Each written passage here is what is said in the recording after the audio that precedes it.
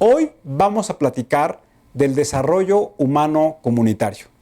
Sí, un término que pareciera estar muy rebuscado, pero en realidad que lo que plantea es cómo podemos incorporar y revalorizar la dignidad de las personas que viven dentro de una comunidad. Hoy nuestro país enfrenta diversos problemas sociales, pero también diversas carencias materiales y carencias que tienen que ver con la forma de vida, que tienen que ver con una ausencia de una certidumbre y una visión de futuro. Y eso lo que contribuye es que el grado de certidumbre de cuál debe ser el rumbo de las personas y las expectativas que tienen para poder alcanzar un futuro mejor está en entredicho. Alfonso, gracias por acompañarnos y buenas noches. Gracias a ti, Tulio. Buenas noches. El tema que traemos hoy a la mesa es el tema de la pobreza. Como bien decías, el Coneval lanzó su encuesta que hace la referencia entre la pobreza entre 2012 y 2014. Vamos a ver la gráfica en donde lo que podemos identificar es cómo se ha venido evolucionando la pobreza, tanto la pobreza moderada como la pobreza extrema en estos dos últimos años. ¿Qué nos puedes comentar, Alfonso? Pues mira, aquí te comento, Tulio, que entre el 2012 y el 2014 el porcentaje de pobreza aumentó y pasó del 45.5% al 46.2% en el 2014. Eso significa que 2 millones de personas pasaron a ser pobres en ese periodo. Ahora, debemos mencionar que de acuerdo a estas cifras del Coneval, en el 2014 la población de México asciende a casi 120 millones de personas. Y eso entonces nos pone en el contexto internacional como uno de los países más poblados del mundo. En el caso de América, el segundo país después de los Estados Unidos. Y bueno, y eso lo que nos dice no solamente es la magnitud de los problemas que enfrentamos, sino también cómo tenemos que analizar la composición demográfica de nuestro país, y eso nos pone retos muy claros. Alfonso, también creo que sería interesante identificar cuáles son, desde el punto de vista del Coneval, las principales carencias que tiene nuestro país, que según lo que pudimos revisar en la preparación de este programa, vemos que tenemos en muchos de los casos buenas noticias. Ha habido una reducción en las carencias, pero algunas se mantienen o tienen un pequeño cambio negativo, pero muy marginal. Efectivamente, Tulio. En el tema del rezago educativo, que es la primera carencia, se redujo y pasó del 19.2% al 18.7%, que es una diferencia de 200,000 personas. Y sí, exactamente, son de 22.6 millones de personas a 22.4 millones de personas. La siguiente es la carencia por acceso a los servicios de salud, que bajó también, que son buenas noticias, del 21.5% al 18.12%, y en personas equivale a 25.3 millones de personas a 21.8 millones de personas, que son 3.5 millones de diferencia. A 3.5 millones de personas hoy tienen mayor acceso a los servicios de salud, y eso todo lo que nos habla es que hoy ha habido un programa intensivo por parte del gobierno federal que se refiere al Seguro Popular, que lo que establece que estas personas pagando una cuota diferenciada, en donde no necesariamente tienen que estar trabajando en la economía formal de este país, ellos con esa aportación voluntaria pues pueden tener acceso a los servicios básicos mínimos de salud. Y debemos recordar que una política social se sustenta fundamentalmente en 3 elementos: en educación, en salud y en vivienda. Entonces nos parece que en ese sentido hay buenas noticias. También hay buenas noticias porque la carencia de acceso a la seguridad social también se redujo y pasó del 61.2% al 58.5%, y esto se traduce en que 71.8 millones de personas a 70.1 millones de personas. Bueno, a mí me llama mucho la atención el número, porque si estamos hablando que 120 millones es la población y estamos hablando que el 60% de esa población tiene una carencia en seguridad social, que ese es como el objetivo fundamental que debe seguir los gobiernos nacionales, los gobiernos locales, pues eso nos habla todavía del gran reto que tiene nuestro país. Sí, es correcto. Y esto va relacionado con el tema de la informalidad, porque recuerdas que la gente que tiene un trabajo formal, pues es la gente que tiene el acceso a esa seguridad social, y la gente que no tiene un trabajo formal o que trabaja en la informalidad, pues es la que carece de esa prestación social. Bueno, y eso también está unado, hablábamos un poco al inicio del programa de lo que le llamamos los cambios demográficos en nuestro país. Ya lo hemos platicado en otras emisiones de cómo hoy la principal base de la población de nuestro país están los jóvenes, Pero también lo que vemos es que va a haber lo que le llaman los expertos en ese tema, una transición demográfica, en donde en algún momento, en los próximos 20 años, vamos a pasar a una transición en donde la población va a empezar a envejecer. Y si tenemos una economía formal en donde los jóvenes tardan mucho en incorporarse a la economía formal y muchos de ellos nunca se incorporan, pues lo que vamos a tener es que vamos a tener una fuerte presión en el sistema de pensiones de nuestro país, en donde claramente la persona que va envejeciendo va bajando sus oportunidades de ingreso, va modificándose su participación en el mercado laboral y requiere claramente tener una pensión que le permita tener los elementos básicos para vivir. ¿Qué dice la encuesta del Coneval, Alfonso, con respecto a la carencia en materia de vivienda? Se redujo también del 13.6% al 12.3%, y esto representa una reducción del 15, casi al 16%, y del casi el 16% a casi el 15%, o sea, casi un punto porcentual. También creo que hay un elemento que tenemos que considerar, que establece los resultados de la encuesta del Coneval, que se refiere a medir la desigualdad y la cohesión social. Y eso es a través de una herramienta que técnicamente se conoce como el índice o el coeficiente de Gini, en donde la desigualdad, el valor máximo es 1 y el valor mínimo es 0. Y me gustaría que nos comentaras, Alfonso, qué es lo que nos dice la encuesta de la desigualdad en México. Pues dice que estamos más cerca del 1, y entonces pasamos del 0.49 al 0.50. Entonces, lo que quiere decir, como tú bien decías, es que mientras más cerca estemos del 1, es más desigual es el país. ¿Por qué no nos platicas cómo está la composición tanto de pobreza moderada como de pobreza extrema, tanto en las zonas rurales como en las zonas urbanas? Pues mira, Tulio, en el 2012 la pobreza en zonas rurales era del 61%. Si lo dividimos entre pobreza moderada y pobreza extrema, teníamos en el 2012 que era el 40% en pobreza moderada y el 21% en pobreza extrema. Y hoy, en el 2014, en los resultados de la encuesta, hubo un aumento del 40 al 40.5, y del 20, ahí sí hubo una reducción en la pobreza extrema del 21.5 al 20.6%. Y en el tema urbano, regresando al otro, son alrededor de 300,000 habitantes los que cambiaron de pobreza.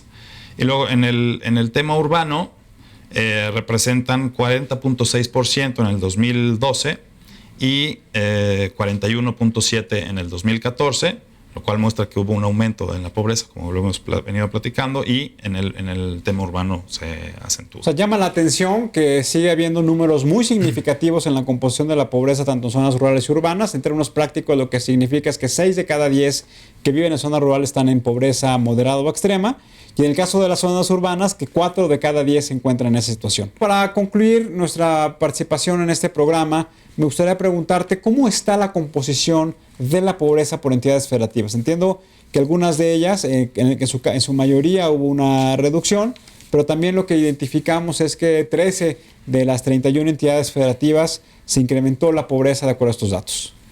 Sí, Tulio, en Baja California Sur aumentó la pobreza, en Coahuila también aumentó la pobreza, en Chiapas, en Guanajuato, en Hidalgo, en el Estado de México, en Michoacán, en Morelos, en Oaxaca, en Sinaloa, en Sonora, en Tlaxcala y en Veracruz.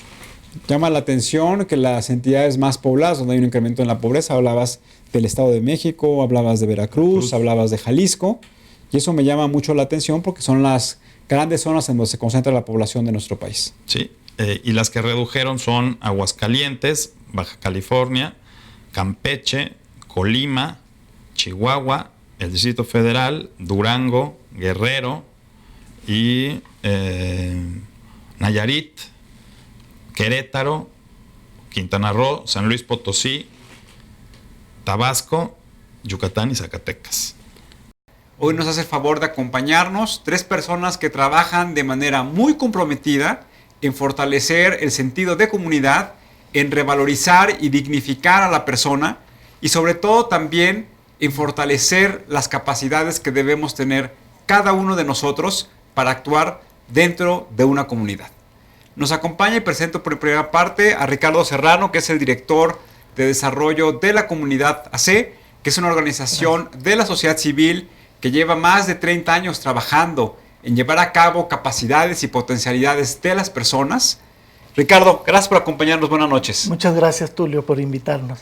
Y también tengo mucho el agrado de presentar a dos promotores que han venido trabajando de manera también muy comprometida y muy participativa en formar comunidades en diferentes segmentos de la población.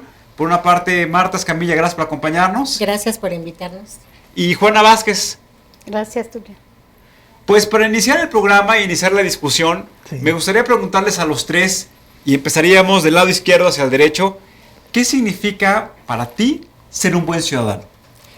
Ser un buen ciudadano significa para mí estar presente con mi comunidad, acompañarla, escucharla, saber de sus logros, de sus éxitos, pero también a veces de sus dificultades. Ricardo, ¿qué es para ti ser un buen ciudadano? Un buen ciudadano es alguien que está al pendiente de quien lo gobierna y que está muy cercano, no nada más en las elecciones, sino en el proceso del ejercicio del gobierno, y que lo presiona a los gobernantes para que cumplan su tarea. Juana, ¿para ti qué es ser un buen ciudadano? Es primero conocer mi comunidad, mi primer comunidad, y cuando veo los problemas en mi primera comunidad, decidir que esa comunidad mejore. Ser un buen ciudadano, pues, es querer ser mejor ser humano, para mí y para los demás. ¿Cuál es su concepto de comunidad? Porque eso me parece que es el punto de partida para poder identificar cuando ustedes trabajan de manera importante con vecinos, con grupos de población muy específicos. El sentido tradicional que se le da a comunidades como pues, la comunidad de los pequeños pueblos, ¿no? Que le llaman orgánicas, donde todos se conocen. Pero en las grandes ciudades, donde pues uno muchas veces ni conoce a los vecinos, en realidad la comunidad ya no es necesariamente el entorno inmediato, sino más bien las personas con las que tenemos afinidad, que pueden ser afinidades de intereses, de trabajo, familiares. Justamente el énfasis que nosotros hacemos en el trabajo comunitario es fortalecer los lazos de los vínculos con los que se tienen y de ahí poder ampliarse. No focalizar de entrada el tratar de hacer comunidad con las personas cercanas, inmediatas en general, ¿no? Ricardo, ¿por qué no nos platicas Sí. cómo es que surgió hace 30 años Desarrollo de la Comunidad? Sí, Desarrollo de la Comunidad surgió de la Universidad Iberoamericana como un centro de prácticas para que los alumnos de psicología y de la maestría en desarrollo humano desarrollaran habilidades y a la vez dieran un servicio a la comunidad. Por muchos años estuvimos trabajando con esta modalidad y en el tiempo comenzamos a formar gente de la misma comunidad con nuestros propios programas de desarrollo humano y nos dimos cuenta que tenían mayor impacto los programas que desarrollaban personas de la comunidad capacitadas que los que daban los maestros y los alumnos, ¿no? Entonces ya en los últimos años hemos focalizado nuestra atención a formar gente de la comunidad con programas de desarrollo humano, que estas personas desarrollen su potencial y sus capacidades y que ayuden a desarrollar las capacidades de sus vecinos. ¿Qué valores, Marta, Juana, nos pueden compartir que han venido aprendiendo en esta convivencia permanente y con esta formación de miembros de comunidades? Marta. El valor del respeto es muy importante, respetarnos nosotros primero como seres humanos únicos, irrepetibles, singulares. El valor de la honestidad, ser honestos con nosotros mismos, con nuestras palabras, con nuestras acciones. El valor de la escucha, que es muy importante en el contacto con el otro. Es valiosísimo el valor de la escucha, porque gracias a la escucha el otro es donde puede abrir su corazón y puede contar su propia historia, puede reinventarse a través de esa historia. ¿Qué otro valor puedo compartir? El valor de mirar. Es muy importante la mirada con el otro. En esa mirada vamos en ese encuentro continuo, ¿no? creo que la mirada es como el primer contacto con el otro, con mi par. Yo me quedo en uno, el amor. El amor es el valor por excelencia y los contiene todos los demás. De tal manera que descubrir ese valor y hacer tu trabajo por amor te da todo lo demás. Algo que mencionaba Marta ahorita de la mirada, es impresionante cómo en la mirada, cómo uno puede captar tanto. O sea, yo creo que mucho del éxito de nuestro trabajo es que la gente de la comunidad, por la mirada, capta las intenciones de los promotores comunitarios, ¿no? Ahora, no nada más, me imagino que no nada más es la mirada física, es decir, ahorita nos estamos viendo a los ojos, sino también tiene que ser la mirada hacia adentro de la persona. No sé si quieres comentarlo, Juana. Pues yo, mira, cierta ocasión yo caminaba por el metro y como estoy operada de mi cadera camino muy lento, pero me di cuenta que alguien me seguía. Ya para tomar mi autobús que me lleva a mi casa, hay un trecho muy largo en el metro de andenes y me di cuenta que me iba siguiendo. Yo me retrasaba un poquito y él se retrasaba. Entonces, bueno, pues yo dije, me van a asaltar, ¿no? Y decidí encararlo a la persona. Me volteé y cuando yo le di la cara, él abrió los brazos y dijo, es usted, maestra, sí es usted. Yo pensé que no era, y era un joven. Yo dije, pues no sé quién eres. Dice, usted fue al reclusorio donde yo estaba y usted fue con su guitarra y nos cantó una canción. Y cuando usted estaba cantando, yo pensé, qué tonto soy. Si ella que ya está grande puede tocar una guitarra, yo por qué nunca me he enseñado, mejor ando en la actividad, ¿no? Y pues me dio gusto, desde luego yo no me acordaba de él, allá adentro son diferentes que acá afuera, estaba muy bien vestido, muy limpio y me dijo, tome clases de música, maestra, y tengo un grupo de música y yo no voy a volver a la cárcel. Y eso llega al corazón.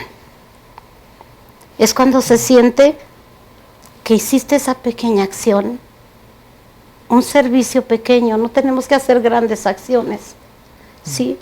Solo tocar ese ser, mirarlo y escucharlo. ¿Cuál es la metodología de trabajo que hoy utilizan cuando llegan a intervenir dentro de una comunidad? Sí. Con los promotores que ya tenemos formados en desarrollo humano, se trabaja en las comunidades con programas de comunicación, autoestima, prevención de la violencia intrafamiliar y educación financiera. Entonces los promotores, al desarrollar los programas en comunidad, le echan ojo en la comunidad a quienes ven con recursos para ser promotoras y las invitan a tomar un diplomado en formación de promotores que tiene reconocimiento de la Universidad Iberoamericana.